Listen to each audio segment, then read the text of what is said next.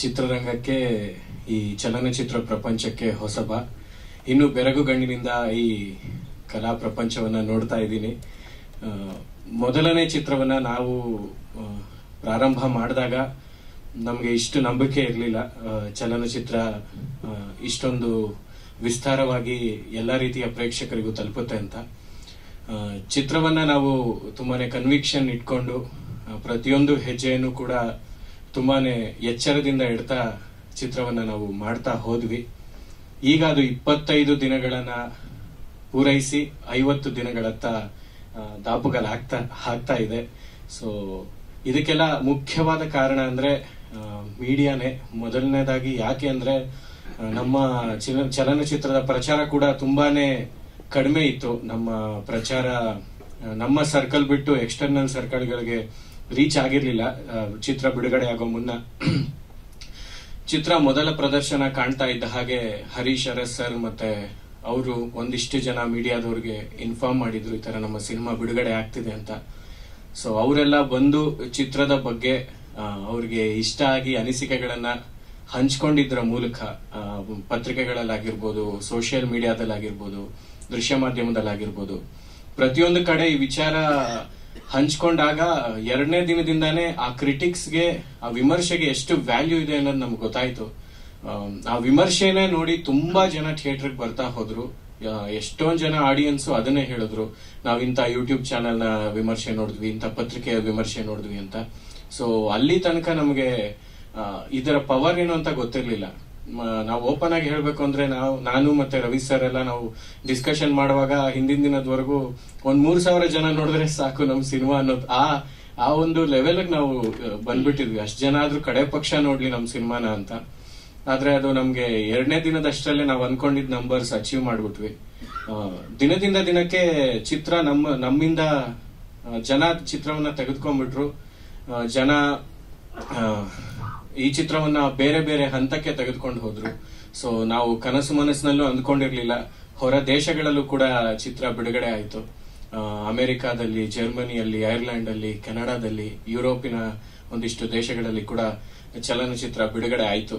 ಅಲ್ಲಿ ಬಿಡುಗಡೆಯಾಗಿ ಅಲ್ಲೂ ಕೂಡ ಒಂದು ಪಾಸಿಟಿವ್ ಫೀಡ್ಬ್ಯಾಕ್ ಬಂತು ನಮ್ಮ ಚಿತ್ರಕ್ಕೆ. ಒಂದೊಂದು ದಿನಾನೂ ಕೂಡ ಅಂದ್ರೆ ಕನಸು, ಇಷ್ಟು ವರ್ಷದ ಏನ್ ಕನಸಿತ್ತು, ಏನ್ ಪರಿಶ್ರಮ ಇತ್ತು, ಅದನ್ನ ಮೀರಿ ಪ್ರತಿಕ್ರಿಯೆ ಸಿಗ್ತಾ ಹೋಯ್ತು. ಸೊ ಖುಷಿ ಆಗ್ಲೇ ಇಲ್ಲ ನಮ್ಗೆ. ಖುಷಿ ಅನ್ನೋದಕ್ಕಿಂತ ಭಯ ಆಗ್ತಾನೆ ಬಂತು. ಒಂದೊಂದು ದಿನಕ್ಕೂ ನಮಗ್ ಭಯ ಉಲ್ಬಣಗೊಳ್ತಾ ಬಂತು.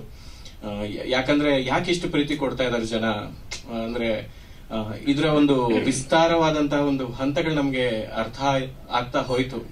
ಎಷ್ಟು ಪವರ್ ಇದೆ ಒಂದು ದೃಶ್ಯ ಮಾಧ್ಯಮಕ್ಕೆ ಅಥವಾ ಮೀಡಿಯಾಗೆ ಎಷ್ಟು ಪವರ್ ಇದೆ ಅನ್ನೋದು ನಮ್ಗೆ ಅರ್ಥ ಆಗ್ತಾ ಹೋಯ್ತು. ಸೊ 2ನೇ ವಾರದಿಂದ ಜನನೇ ನಮ್ಗೆ ಹೇಳ್ತಾ ಹೋದ್ರು, ದಾವಣಗೆರೆಯಲ್ಲಿ ಶೋಸ್ ಇಲ್ಲ, ಹುಬ್ಳಿಲಿ ಶೋಸ್ ಇಲ್ಲ, ಒಂದೊಂದು ಕಡೆನೂ ನಮ್ಗೆ ಶೋಸ್ ಇಲ್ಲ ಅಂತ ರಿಕ್ವೆಸ್ಟ್ ಬರೋದಕ್ಕೆ ಶುರುವಾಯ್ತು.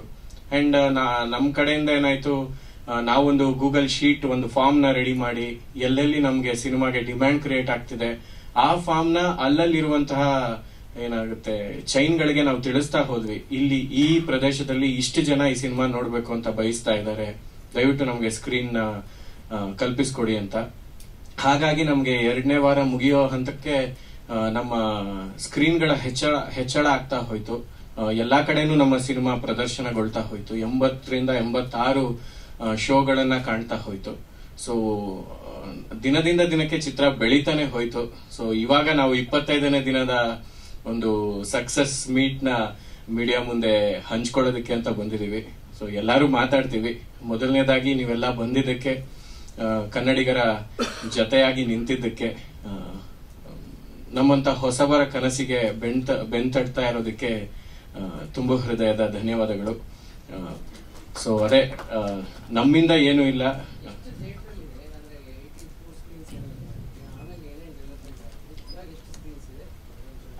ಅದಾದ್ಮೇಲೆ ಏನಾಯ್ತು, ಅದ್ರ ನೆಕ್ಸ್ಟ್ ವೀಕ್ ತುಂಬಾನೇ ಸಿನಿಮಾಗಳು ಬರ್ತಾ ಹೋಯ್ತು. ಜಾಸ್ತಿ ಸಿನಿಮಾಗಳು ರೀಚ್ ಆಗ್ತಾ ಇದ್ದಂಗೆ ಥಿಯೇಟರ್ಗಳಿಗೆ ನಮ್ಗೆ ಸ್ಕ್ರೀನ್ಸ್ ಕೊರತೆ ಆಯ್ತು. ಮತ್ತೆ ಸ್ಕ್ರೀನ್ಗಳು ಕಡಿಮೆ ಆಗ್ತಾ ಹೋಯ್ತು. ಈಗ ಸಿನಿಮಾ ಒಂದು 2 ಸ್ಕ್ರೀನ್ಗಳಲ್ಲಿ ರನ್ ಆಗ್ತಾ ಇದೆ ಈ ವೀಕ್. ಮತ್ತೆ ಸೋಮವಾರದಿಂದ PVR ಚೈನ್ಸ್ ಮತ್ತೆ ನಮ್ಗೆ ಸ್ಕ್ರೀನ್ ಅಲಾಟ್ ಮಾಡ್ಕೊಡ್ತೀವಿ ಅಂತ ಹೇಳಿದ್ದಾರೆ. ಯಾಕಂದ್ರೆ 23 ಸಿನಿಮಾ ಈ ವಾರ ತೆರೆ ಕಂಡಿದೆ, ಬೇರೆ ಬೇರೆ ಭಾಷೆಗಳನ್ನೆಲ್ಲ ಒಳಗೊಂಡಂತೆ. ಹಾಗಾಗಿ ಅಲ್ಲಿ ಪ್ಲೇಸ್ಮೆಂಟ್ಗೆ ನಮ್ಗೆ ಸ್ವಲ್ಪ ಕಷ್ಟ ಆಗ್ತಾ ಇದೆ. ಆದ್ರೂ ಈ ಹೋದ ವೀಕು ಕೂಡ ನಮ್ದು ಮಿನಿಮಮ್ ವೀಕ್ಲಿ ಆವರೇಜ್ ಆಕ್ಯುಪೆನ್ಸಿ ಅಂದ್ರೆ 32-33% ಇತ್ತು. ಸೊ ತುಂಬಾನೇ ಟಾಪ್ ಲೆವೆಲ್ ಅಲ್ಲಿ ಡೌನ್ ಫಾಲ್ ಆಗಿಲ್ಲ. ಡೌನ್ ಫಾಲ್ ಯಾವಾಗ ಆಯ್ತು ಅಂದ್ರೆ ಯಾವತ್ತು RCB ಮ್ಯಾಚ್ ಇತ್ತು ಅವತ್ತು ಈವ್ನಿಂಗ್ ಶೋ ಸ್ವಲ್ಪ ಡಲ್ ಆಯ್ತು ನಮ್ದು ಕಲೆಕ್ಷನ್. ಅದು ಬಿಟ್ಟು ನಮ್ದು ಗ್ರಾಜುಯಲಿ ವೀಕ್ ಡೇಸ್ ಯಾವ ಕಲೆಕ್ಷನ್ ಬರ್ತಿತ್ತು ಅದು ಹಾಗೆ ಗ್ರಾಜುಯಲಿನೇ ಕವರ್ ಅಪ್ ಆಗ್ತಾ ಇತ್ತು. ಸರ್ ನೀವ್ ಹೇಳ್ಬೇಕು.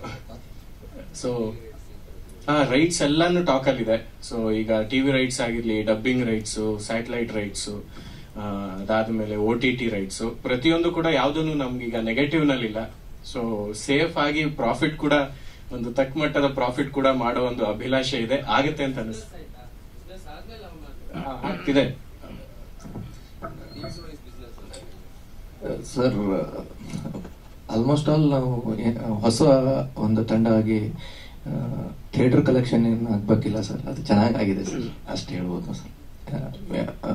ಲಾಸ್ಟ್ 3 years ಅಲ್ಲಿ ಏನು ಹೊಸಬರು ಮೂವಿನಲ್ಲಿ ಏನ್ ಮೇಜರ್ ಥಿಯೇಟರ್ ಇಂದ ಕಲೆಕ್ಷನ್ ಎತ್ತಬೇಕು, ನಮ್ಮ ಮೂವಿ ಜಾಸ್ತಿ ಎತ್ತಿದೆ ಅಂತ ಹೇಳಕ್ ಬಯಸ್ತೀನಿ ಸರ್. ಕಲೆಕ್ಷನ್ ವೈಸು ಅಷ್ಟೇ, ಮತ್ತೆ ಆಡಿಯನ್ಸು ಅನ್ಕೊಂಡಿದ್ದಕ್ಕಿಂತ ದೊಡ್ಡ ಮಟ್ಟಕ್ಕೆನೆ ನೋಡಿದ್ರು. ಮೇ ಬಿ ನಮ್ಗೆ ಫಸ್ಟ್ 2 weeks ಅಲ್ಲಿ 30,000 ಹತ್ತತ್ರ ಜನ ನಮ್ಮ ಸಿನಿಮಾನ ಥಿಯೇಟರ್ ನೋಡಿದ್ರು. 2 weeks ಅಂದ್ರೆ ಫಸ್ಟ್ ವೀಕ್ ಎಂಡ್ ಆಗೋ ಸಮಯಕ್ಕಾಗಲೇ. ಸೊ ಈಗ ಬೇರೆಯವರು ಮಾತಾಡ್ತಾರೆ.